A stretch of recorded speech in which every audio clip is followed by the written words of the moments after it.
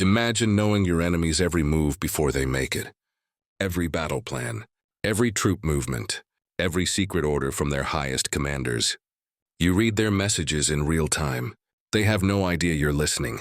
This wasn't a fantasy. This was reality. Throughout World War II, American codebreakers were reading virtually every Japanese military message sent. The Japanese Navy's most secret communications, their diplomatic cables, their army orders, everything. The Japanese thought their codes were unbreakable. They believed their messages were completely secure.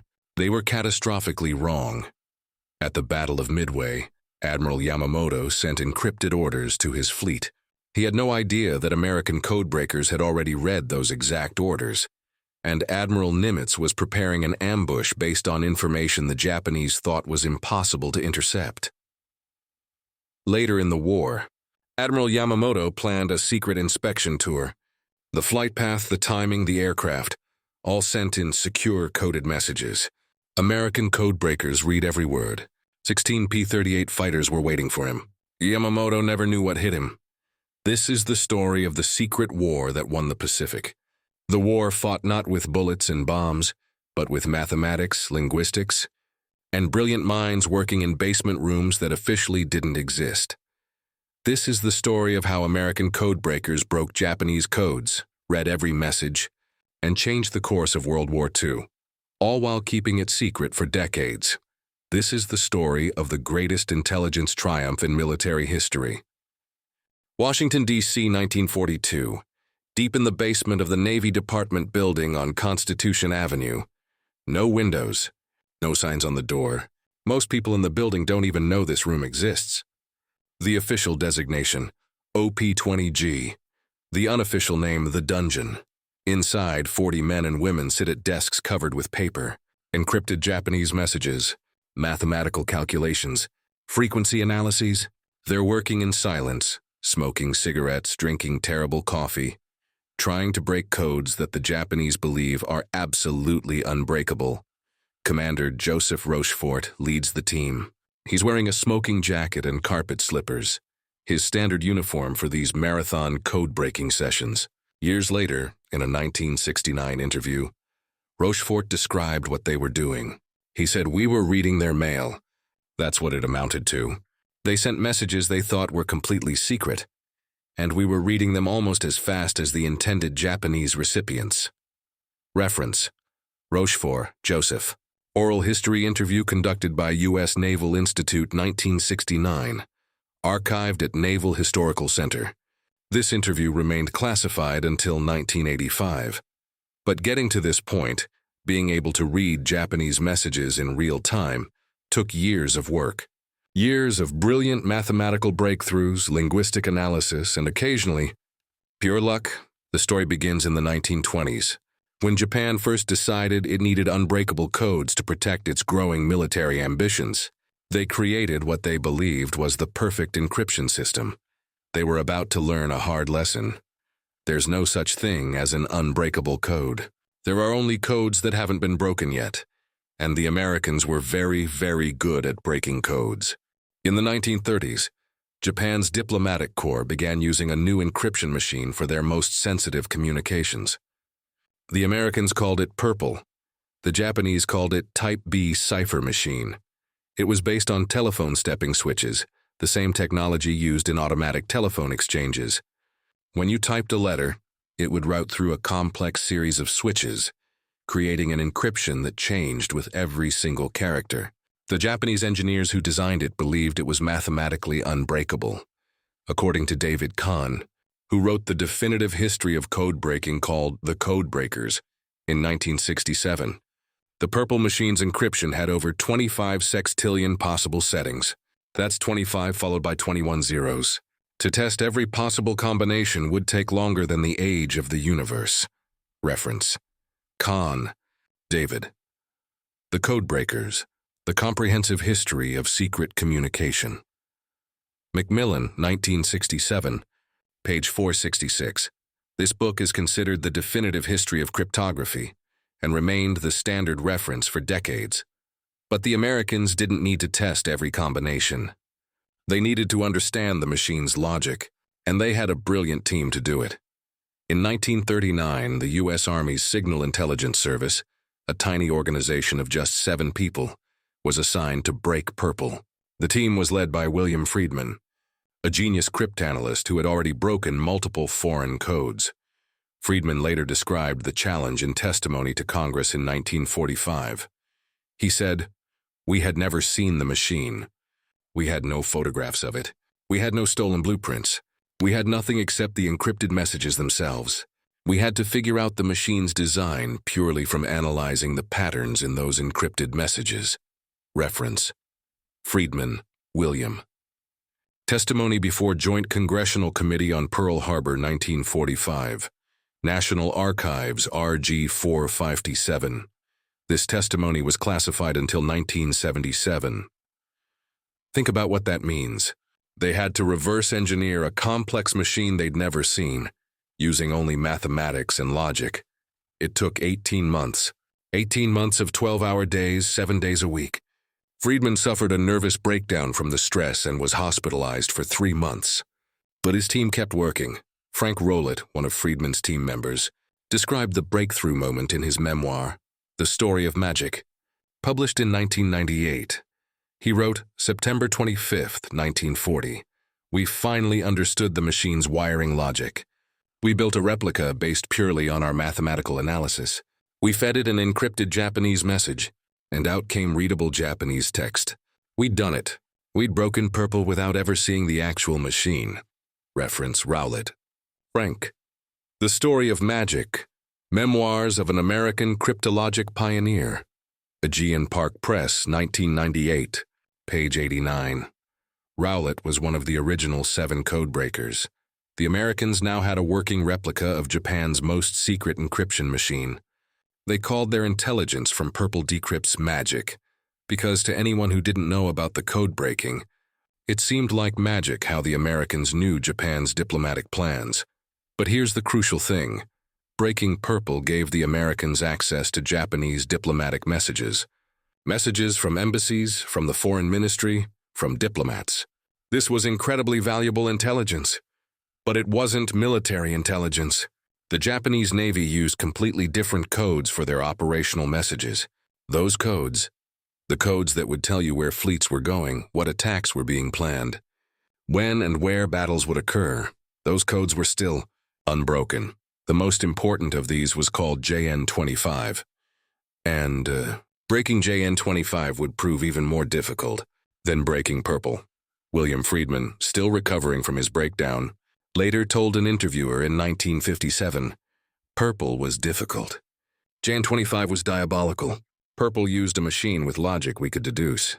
JN-25 used code books combined with encryption. You needed to steal or reconstruct a book with over 45,000 code groups. It seemed impossible." Reference: Friedman interview with National Security Agency historians. 57. Declassified 1996. NSA archives. But impossible was not a word American codebreakers accepted. By late 1940, the Americans were reading Japanese diplomatic traffic. They knew Japan was planning aggressive expansion. They knew war was coming. What they didn't know yet was exactly when and where Japan would strike. That information was hidden in the naval codes. And the race was on to break JN-25 before Japan made its move. JN-25 was the Japanese Navy's main operational code. Unlike Purple, which was a cipher machine, JN-25 was a 2-step code cipher system. Here's how it worked. First, the sender would look up words or phrases in a code book. Attack might be code group 34125. Midway Island might be 56789. These code groups were 5-digit numbers, but the Japanese didn't stop there. After converting the message to these 5-digit code groups, they would then add another layer of encryption. They'd add random 5-digit numbers to each code group. So 34125 might become 89453 after the additive encryption. To break JN-25, you needed to figure out both the code groups and the additive encryption. It was cryptography with 2 separate locks. The Navy's code-breaking unit at Pearl Harbor, led by Commander Joseph Rochefort, took on JN-25. According to Rochefort's post-war testimony, The breakthrough came from sheer volume and pattern analysis. He explained, "We intercepted thousands of messages. We started noticing patterns. Certain code groups appeared at the beginning of messages. Those were probably address groups or priority indicators. Some groups appeared at the end, probably signature blocks. When weather reports were sent, we could guess what they said based on actual weather conditions, then work backwards to figure out the code groups for weather terms." Reference: Rochefort Testimony to Congressional Inquiry, Lanise 45, National Archives, RG 457, Box 28. It was painstaking work. You'd identify one code group, then use that to help identify others. Slowly build up your knowledge of the codebook. All while the Japanese periodically changed the additive encryption to try to maintain security. Agnes Meyer Driscoll, one of the Navy's most brilliant cryptanalysts, and one of the few women in this male-dominated field, made crucial breakthroughs in understanding JN-25's structure. Her colleague, Jack Holtwick, later said in a 1979 interview, "Agnes understood the Japanese mind. She could predict what phrases they'd use in certain situations. She'd make educated guesses at code groups, then test them against other messages. She was right more often than not. She recovered over 2,000 code groups almost single-handedly." Reference: Holtwick. Jack. Interview with NSA Historians, 1979. Declassified 2003. NSA Center for Cryptologic History. By early 1942, the Americans had broken maybe 10–15% of JN-25. That doesn't sound like much, but that 10–15% was enough to give them partial reads of Japanese messages. They could see fragments, pieces of orders, partial information about operations. It was like reading a document with most of the words blacked out. You could sometimes infer what the full message said, but you couldn't be certain. Then came a message that changed everything. May 1942. Rochefort's team intercepted a long Japanese message that mentioned a target designated AF. The message indicated a major operation was being planned against AF. Multiple carriers, a full invasion force. It was clearly something big. But what was AF? Rochefort believed AF was Midway Island, but he needed proof. According to his account in a 1969 interview, he came up with a brilliant trick. He said, "I had Midway send an uncoded radio message saying their water distillation plant had broken down and they were short on fresh water." It was a lie, of course. 2 days later, we intercepted a Japanese message saying that AF was short on fresh water. Boom. We had confirmation. AF was Midway. Reference: Rochefort Interview, Naval Institute, 1969. The Americans now knew Japan was planning a massive attack on Midway. The intercepted messages, even partially read, revealed the approximate date, early June. The forces involved: 4 carriers, hundreds of aircraft, invasion troops, the battle plan, airstrikes followed by amphibious invasion. Admiral Chester Nimitz, the Pacific Fleet commander, was briefed by Rochefort personally. Nimitz's intelligence officer, Edwin Layton, later described this meeting in his memoir, And I Was There, published in 1985. Layton wrote, Rochefort spread out the decrypted messages. He told Admiral Nimitz, "They're coming to Midway. June 4th or 5th, 4 carriers, striking force from the northwest." Admiral Nimitz asked, "How certain are you?"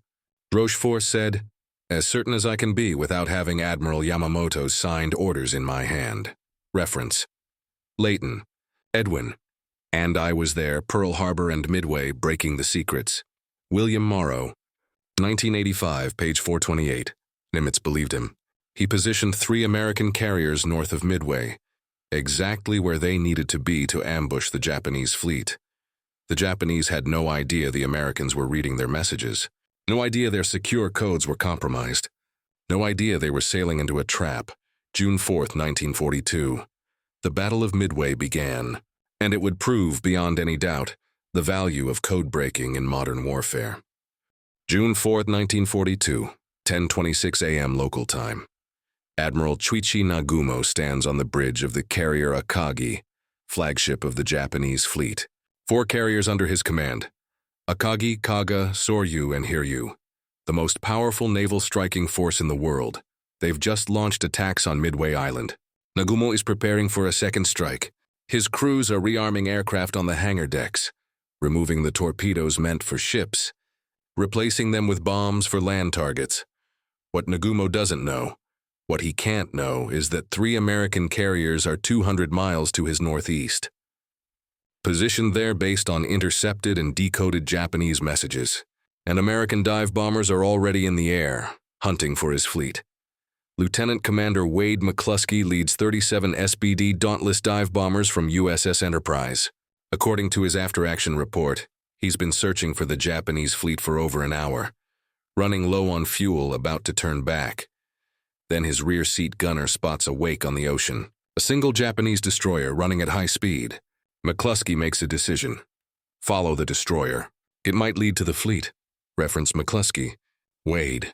After-action report, Battle of Midway. June 5, 1942, National Archives. It does. At 10:22 a.m., McCluskey's bombers crest a cloud layer and see them. 4 Japanese carriers, all in a neat formation, deal with their aircraft on deck being rearmed. McCluskey later wrote in his memoir, "I couldn't believe what I was seeing. 4 carriers, all their aircraft on deck completely vulnerable. It was the perfect moment. If we'd arrived 10 minutes earlier, their fighters would still be up protecting them. 10 minutes later, they would have launched and scattered. But right then, right at that exact moment, they were defenseless." Reference McCluskey, Wade. Personal memoir, archived at Naval Institute. Written 1946, McCluskey's bombers attack. 3 bombs hit Akagi. The carrier's flight deck erupts in explosions as fueled and armed aircraft detonate in chain reactions. At almost the same moment, bombers from USS Yorktown hit Kaga. 3 bombs. The carrier is engulfed in fire within minutes. Soryu takes 3 bomb hits. It's abandoned and sinking within 20 minutes. Gordon Prange, the historian who wrote the definitive account of Midway called Miracle at Midway, based on interviews with survivors from both sides, described what Japanese sailors witnessed. He wrote, "In 5 minutes, the entire course of the battle changed. 5 minutes earlier, Japan had 4 carriers, and victory seemed assured. 5 minutes later, 3 carriers were burning wrecks and Japan had lost the battle." Reference, Prange, Gordon. Miracle at Midway. McGraw-Hill, 1982, page 264. Prange interviewed over 100 American and Japanese veterans. But here's the crucial question. Was this victory really about the codebreakers? Or was it just luck and American pilot skill? Admiral Nimitz had no doubt. In a classified report written immediately after the battle, later declassified in 1985, Nimitz stated, "The intelligence available to me before the battle, derived from radio intelligence, was the primary factor enabling us to achieve victory. Without that intelligence, allowing us to concentrate our limited forces at the decisive point, the outcome would likely have been very different." Reference, Nimitz, Chester. Secret Report to Chief of Naval Operations, June 15, 1942. Declassified 1985. Naval Historical Center. Think about what the codebreakers had provided. They knew Midway was the target, not Hawaii or the Aleutians, as some suspected. They knew the approximate date, allowing Nimitz to position his carriers in advance. They knew the direction of approach, northwest, allowing proper ambush positioning. They knew the Japanese force composition, 4 carriers, so Nimitz knew what he faced. Without that intelligence, Nimitz might have positioned his carriers wrong, or kept them in Pearl Harbor, or sent them to protect the Aleutians. The Americans won at Midway because their admirals made the right decisions, and they made the right decisions because codebreakers had given them perfect intelligence. The Japanese never suspected their codes were compromised. After Midway, they conducted investigations. They examined American tactics. They questioned whether there might be spies, but they never seriously considered that JN-25 had been broken. It seemed impossible. Admiral Matome Ugaki, Yamamoto's chief of staff, wrote in his diary on June 15, 1942, an entry that would only be discovered after the war, when American occupation forces found his papers. He wrote, "How did the Americans know? How did they position their carriers exactly where they needed to be? Some officers suggest our codes might be compromised. But this is impossible. Our codes are unbreakable. The Americans must have spies on Midway or in Tokyo. Reference Ugaki Matome. Fading Victory. The Diary of Admiral Matome Ugaki. University of Pittsburgh Press. 1991, page 163. English translation of his war diary. Found in 1945, they never figured it out. And that's what made the code breaking even more valuable. The Japanese kept using JN-25, kept trusting it, while the Americans kept reading their messages for the rest of the war. By late 1942, the American code-breaking effort had grown from a few dozen people in basement rooms to thousands of personnel across multiple facilities. Station Hypo in Pearl Harbor, led by Rochefort, focused on Japanese Navy codes. OP-20G in Washington handled both Navy and diplomatic codes. The Army's signal intelligence service tackled Japanese Army codes and secret listening posts across the Pacific. In Australia, the Aleutians, even on submarines, intercepted Japanese radio transmissions and sent them back for decryption. The scale is hard to comprehend. By 1945, over 10,000 people were involved in breaking and analyzing Japanese communications. Most of them didn't even know what the others were working on. Security was absolute. Lieutenant Prescott Currier, who worked at OP-20G, later described the operation in an interview with NSA historians in 1978. He said, "We were reading everything. I mean everything. Japanese Navy fleet orders, submarine patrol routes, supply convoy schedules, troop movement orders, even personal messages between officers. If it was transmitted by radio in code, we were probably reading it." Reference Currier Prescott. Oral History Interview, NSA Center for Cryptologic History, 1978, declassified 2009. The intelligence derived from these decrypts, codenamed Ultra in Europe and Magic in the Pacific, was the most closely guarded secret of the war. Only the highest-level commanders even knew it existed. Admiral Nimitz received daily intelligence briefings based on decoded messages. These briefings, called the Daily Summary, it would tell him where Japanese ships were, what operations they were planning, even what their fuel and ammunition status was.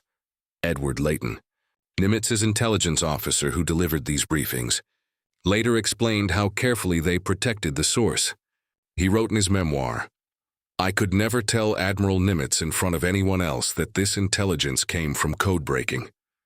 I had to phrase it as if it came from reliable sources, or intelligence assets. Even officers with top-secret clearances couldn't know about the code breaking. The secret was that closely held." Reference Layton, and I was there, page 488. The paranoia about protecting the secret was justified. If the Japanese discovered their codes were broken, they'd change them immediately.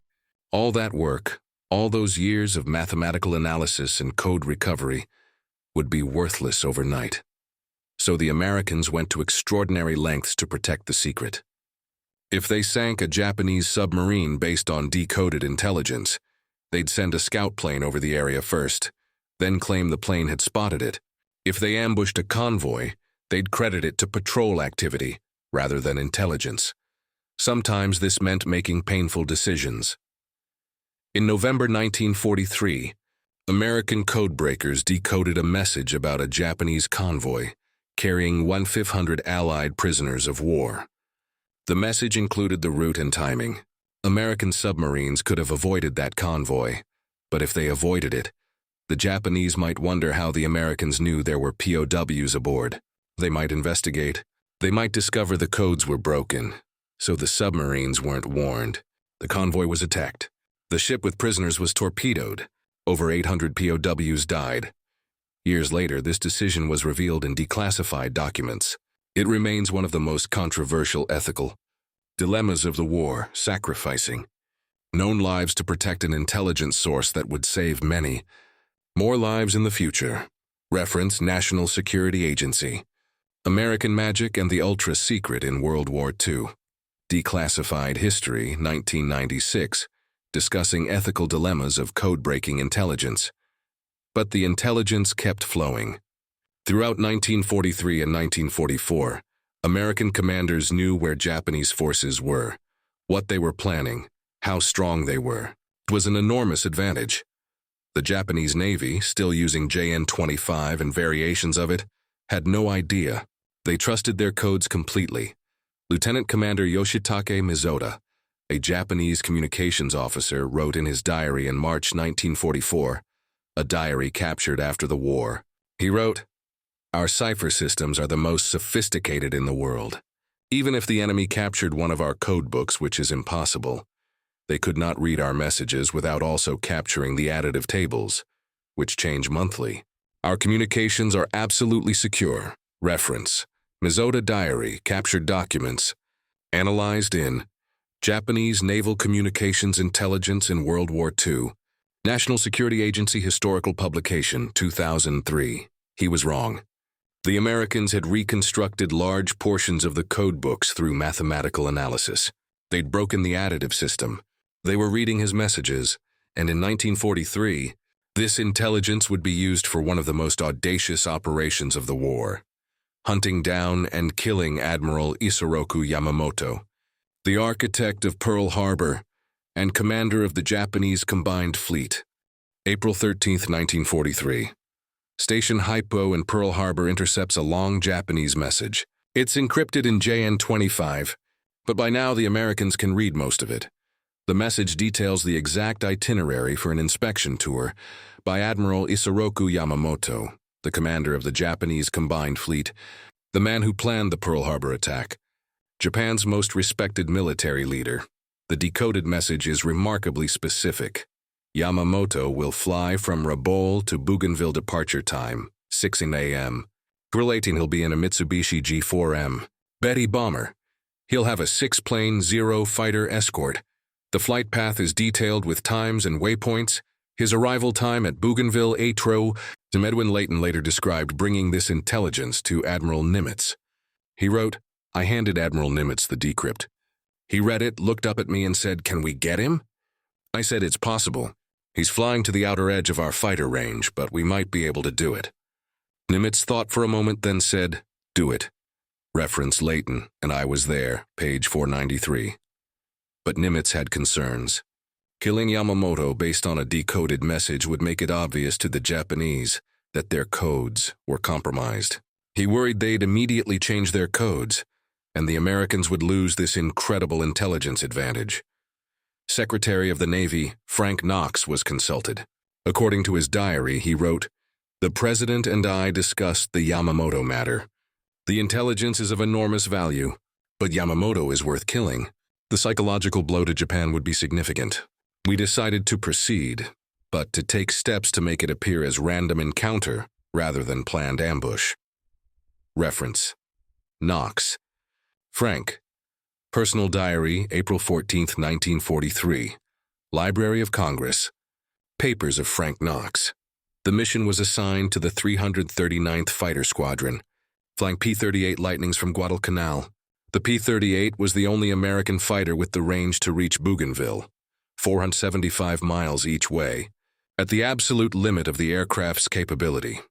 18 P-38s took off on April 18, 1943, precisely 7:25 a.m. They flew at wave-top level to avoid radar detection. They had to hit Yamamoto's flight at exactly 8 a.m. over Bougainville. If they were early, Yamamoto's plane wouldn't be there yet. If they were late, he'd have landed and be protected by hundreds of anti-aircraft guns. Captain Thomas Lanphier led the attack section. In his combat report filed the next day, he described the intercept. At 0834 hours, we spotted 2 Betty bombers with 6 Zero escorts, exactly as intelligence predicted. Perfect timing, perfect position. We attacked immediately. Reference: Lanphier, Thomas. Combat Mission Report, April 19, 1943. National Archives, RG-18. Lieutenant Rex Barber shot down 1 Betty, which crashed into the jungle. Lanphier engaged the Zero escorts, then attacked the 2nd Betty, which crashed into the ocean. They didn't know which plane Yamamoto was on. That information would come later, when Japanese forces reached the crash sites. Admiral Yamamoto was found dead in the jungle wreckage, still strapped in his seat, his hand on his sword. He'd been killed instantly when Barber's bullets tore through the fuselage. The news of Yamamoto's death was devastating to Japan. He was irreplaceable, a brilliant strategist beloved by his men, the symbolic leader of Japan's naval forces. Emperor Hirohito held a state funeral. The Japanese people mourned, and crucially, Japanese military leaders never seriously suspected that code-breaking had made the intercept possible. According to post-war interrogations of Japanese officers, documented in the U.S. Strategic Bombing Survey of 1946, most believed it was simply bad luck, that Yamamoto's flight had been spotted by chance by a long-range American patrol. Reference: United States Strategic Bombing Survey. Interrogations of Japanese officials. Naval Analysis Division, 1946, Volume 2, page 314. Some Japanese officers proposed that there might have been a spy who leaked Yamamoto's schedule. One officer, Captain Yasuji Watanabe, pushed for a security investigation, but the investigation focused on physical security breaches, checking who had access to Yamamoto's travel plans, whether anyone had leaked information to local civilians who might be American sympathizers. They never investigated their codes. The idea that JN-25 had been broken still seemed impossible to them. Watanabe later wrote in his post-war memoir, published in Japanese in 1952 and translated in 1965, "I suspected our codes might be compromised. But when I raised this with the communications division, they were insulted. They insisted our encryption was unbreakable. They showed me the mathematics, the complexity. I was not a cryptography expert. I believed them." Reference: Watanabe, Yasuji. 4 Years in Hell, The Pacific War Diary. Translated edition. Naval Institute Press, 1965, page 187. The Americans, meanwhile, took steps to maintain the deception. They sent patrol aircraft over the area after the intercept and had them file reports claiming they'd encountered Japanese aircraft by chance. They carefully crafted the official story to make it seem like a random encounter, and it worked. The Japanese kept using JN-25 and its variants. The Americans kept reading their messages, and the intelligence kept flowing for the rest of the war. August 15, 1945, Japan surrenders. World War II is over, but the codebreakers' secret doesn't end with the war. Continues for decades. The U.S. government immediately classified everything related to codebreaking as top secret ultra. The thousands of people who worked on breaking Japanese and German codes were told they could never discuss what they'd done. Not with family, not with friends, not with historians. Never. Many codebreakers went to their graves without their families ever knowing what they'd accomplished during the war. Joseph Rochefort, the brilliant leader of Station Hypo who broke JN-25 and provided the intelligence that won Midway, was recommended for the Distinguished Service Medal. But Navy politics and inter-service rivalry blocked the award. He retired in 1953, his crucial contributions still classified. Agnes Meyer Driscoll, who broke crucial Japanese codes and was called the First Lady of Naval Cryptology, retired in 1959. Her groundbreaking work remained secret. She received no public recognition. William Friedman, who broke Purple, suffered another nervous breakdown from the stress and secrecy. He later wrote in a private letter to a colleague in 1958, "I spent years of my life breaking codes that changed the war. I cannot tell my own children what I did. The work that defined my entire life is a secret I must take to my grave. It's a strange kind of purgatory." Reference: Friedman Letter, NSA Archives. Declassified 1994. Published in The Friedman Legacy, NSA Center for Cryptologic History. Why the secrecy? Because American signals intelligence continued after the war. The U.S. government wanted potential adversaries, particularly the Soviet Union, to believe that breaking modern codes was impossible. If the Soviets knew the Americans had broken Japanese codes, they might develop better codes themselves. So the secret was kept. For decades. Finally, in the 1970s, the U.S. government began declassifying some wartime intelligence files. Slowly, carefully, the story started to emerge. In 1974, a book called The Ultra Secret by F.W. Winterbotham revealed the British code-breaking effort against German Enigma. In 1977, the U.S. started releasing files about Japanese code-breaking. Veterans who had stayed silent for 30 years could finally speak. historians could finally write the true story of how World War II was won. In 1985, Joseph Rochefort was finally awarded the Distinguished Service Medal, posthumously. He had died in 1976, never receiving the recognition he deserved while alive. President Ronald Reagan said at the posthumous award ceremony, "Joseph Rochefort was a hero. His brilliant cryptanalysis provided intelligence that helped win the Battle of Midway, the turning point of the Pacific War. For decades, he couldn't be recognized because of the need for secrecy. Today we correct that injustice." Reference Reagan Ronald. Speech at NSA Headquarters 1985. Presidential Papers, National Archives. Today, the National Security Agency's National Cryptologic Museum in Fort Meade, Maryland, honors these codebreakers. You can see the purple machine replicas. You can read about the men and women who worked in secret rooms, breaking codes that changed history. The museum's wall includes a quote from Admiral Nimitz, written in a 1946 letter to the Chief of Naval Operations that was only declassified in 1985. The codebreakers contributed more to our victory in the Pacific than any other single factor. They gave us knowledge of the enemy's plans, his strengths, his weaknesses. They allowed us to fight smart instead of fighting blind. Without them, the war would have lasted years longer and cost many more lives. They were the unsung heroes of World War II. Reference Nimitz letter to Chief of Naval Operations, October 1946, declassified 1985, Naval Historical Center. Every Japanese message, every order, every battle plan, every secret communication. The Americans were reading it all, and the Japanese never knew. It's hard to overstate how much this changed the war. Code-breaking intelligence shortened the Pacific War by at least a year, possibly 2. It saved hundreds of thousands of lives, American, Allied, and even Japanese lives, because the war ended sooner. The Battle of Midway was won because codebreakers told Admiral Nimitz exactly where to position his carriers. The island-hopping campaign succeeded because intelligence revealed which islands were weakly defended and which were heavily fortified. The submarine war strangled Japan's economy because codebreakers revealed convoy routes, and it was all done by people whose names you've never heard. People who worked in basement rooms without windows, chain-smoking cigarettes and drinking bad coffee, doing mathematics and linguistic analysis for 12 hours a day. 7 days a week, they couldn't tell their families what they did. They couldn't receive public recognition. They couldn't even attend their own victory celebrations, because acknowledging their existence would have revealed the secret. William Friedman. Joseph Rochefort, Agnes Meyer Driscoll, Frank Rowlett, Edwin Layton, and thousands of others whose names remain classified even today.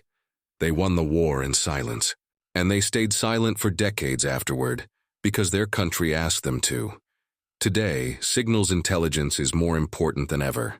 The National Security Agency employs thousands of people doing the same kind of work, breaking codes, intercepting communications, protecting American secrets. They're the descendants of those World War II codebreakers, and like their predecessors, most of what they do will remain secret for decades. But we can honor those who came before. The people who read every Japanese message, who knew the enemy's plans before the enemy acted on them, who gave American commanders the most valuable thing in warfare, perfect intelligence. They proved that wars aren't just won with bullets and bombs. Sometimes they're won with mathematics, linguistics, and brilliant minds working in secret. This has been their story. The story of how American codebreakers read every Japanese message in World War II and helped win the war without ever firing a shot. Final visual. Fade to memorial wall with names, then fade to black.